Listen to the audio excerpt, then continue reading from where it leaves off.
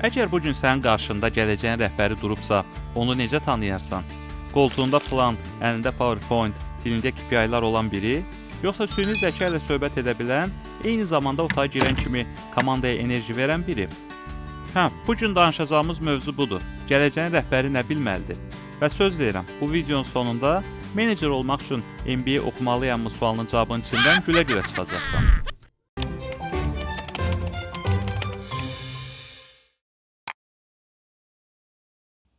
Salam əziz izləyici, sən də gələcəyin rəhbəri olmaq istəyirsənsə və ya rəhbərin gələcəkdə səni hansı gözlə görəcəyini öyrənmək istəyirsənsə, düz ünvandasan.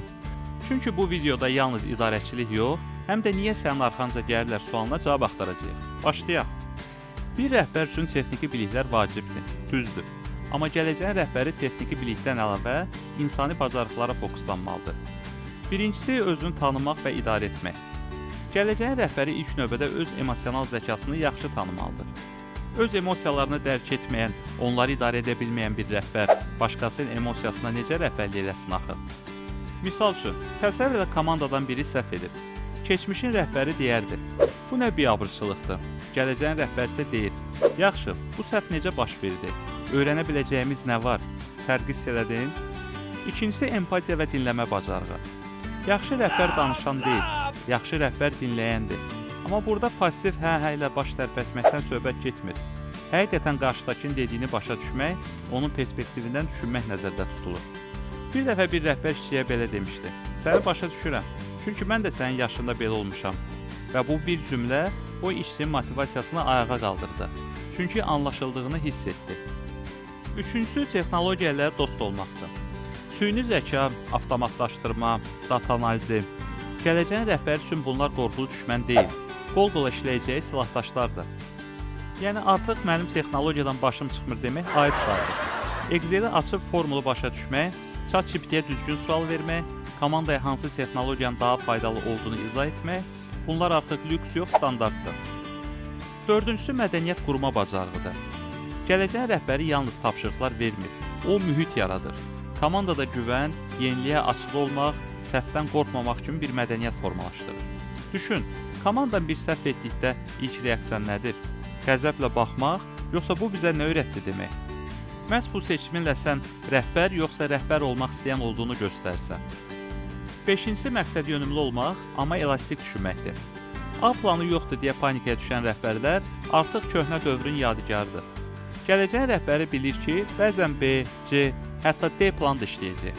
Əsas odur ki, məqsədi unutmasın. Yol dəyişə bilər, amma kompas dəyişmir. Bugünkü gənc rəhbərlər niyə etdiyimizi bildikdə, necəsini tapmaqda daha yaradıcı olurlar. Altıncısı, bacarıqlı insanlarla işləməyi bilməkdir. Ən güclü rəhbərlər özündən ağıllı insanlarla işləməyə qorxmayanlardır. Əgər sən rəhbər olaraq hər şeyi özün bilmək istəyirsənsə, komanda nə üçün var onda? Bilirik, bəzən nəzarət hissini buraxmaq çətindir. Amma gələcəyin rəhbəri paylaşmağı, öyrənməyi və öyrətməyi bilir və bilir ki, komanda ilə böyümək tək böyüməkdən daha uzun ömürlüdür. Yeddincisi isə davamlı öyrənmə həvəsidir. Gələcəyin rəhbəri artıq mən hər şeyi bilirəm demir.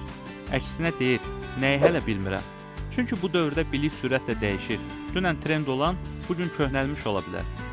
Ona görə də hər zaman öyrənmək, soruşmaq, oxumaq, dinləmək rəhbərliyin silah çantasında mütləq olmalıdır. Bəs bütün bu dediklərimizi necə inkişaf etdirə bilərsən? Bunun üçün kitab oxumaq, seminarlar, kurslar və ən əsası real həyat təcrübəsi lazımdır. Rəhbərlik sadəcə nəzəriyyə deyil, təcrübədə cilalanan bir sənətdir.